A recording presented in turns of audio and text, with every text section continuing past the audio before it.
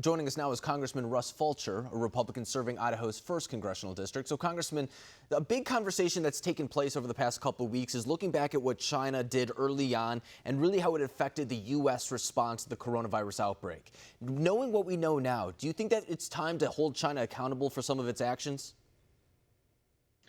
You know, I do. And there's so much pride and arrogance within that leadership.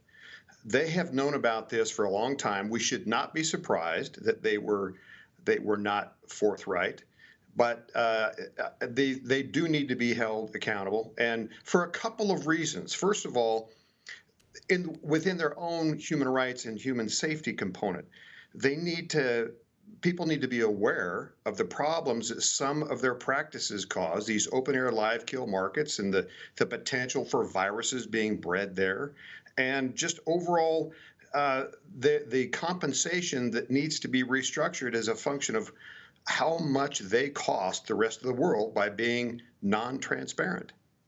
And I think it's worth pointing out, too, that this isn't even the first virus that has come from a wet market in China.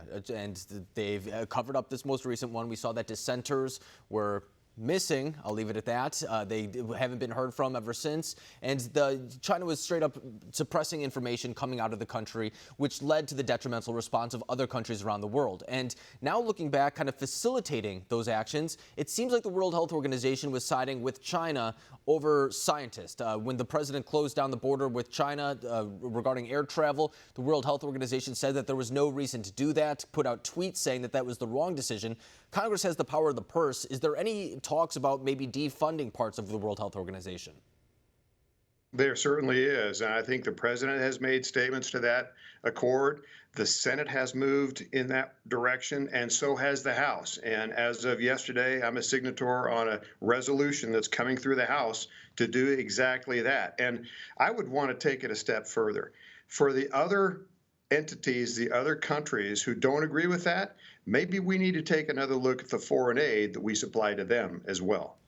And once again, that would come back to the idea of holding China accountable, too, because the World Health Organization seems to be carrying water on their behalf. Every time that China would put out a false claim, it seemed to be, once again, repeated by the World Health Organization. And in fact, one of your colleagues in the upper chamber, Senator Marsha Blackburn, says in order to hold China accountable, they should be looking at maybe forgiving us for some of our debt. Of course, we have a lot of debt being held by China at this moment. Do you think that is a possible course to go down? I think it's a good course to go down, but realistically, do I think that they're going to do that? Right. Probably not. Okay. I understand a number of things. China is going to promote their own self-interest. The only thing they understand is hard negotiations. But do I think realistically they're going to just forgive that? No, they're not. They would like to have the U.S. currency much more or much less impactful around the world. The U.S. currency is the primary currency on most large worldwide transactions. They would like to see that change, and so they're going to push the envelope to try to get that U.S. currency devalued and less influential around the world.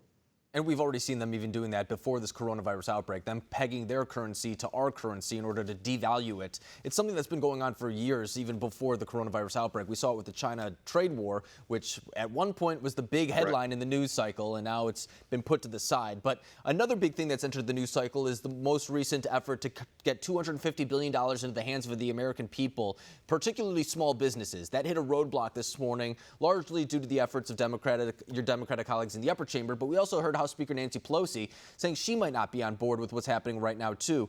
Is there anything that's not in that bill that you would like to see be put into it?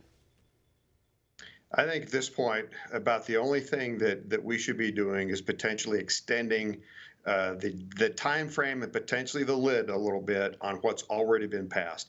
If we try to go implement a whole bunch of other things into this when Congress is not in session, and this is largely being done remotely with conference calls and with video calls, that's just the wrong way to govern. And so at best, we should leave this thing alone with the possible exception of extending what's already there. And for the leadership, for the speaker, for Senator Schumer to try to insert things at this point, it's just It's the wrong thing to do, and that sends the wrong message. And I've got to believe the American people are going to see the truth there. Kind of like they did in the last bill as well. And just for a refresher for our viewers too, Republicans were asking for $250 billion in line with the administration, and their Democratic colleagues wanted to double that amount, giving more to state municipalities, governments at the local level. So that's really where they're hung up on right now. But Representative Fulcher, I really appreciate you coming on, not only talking about China, but that bill that's making its way through Congress as well. Thank you. Thank you.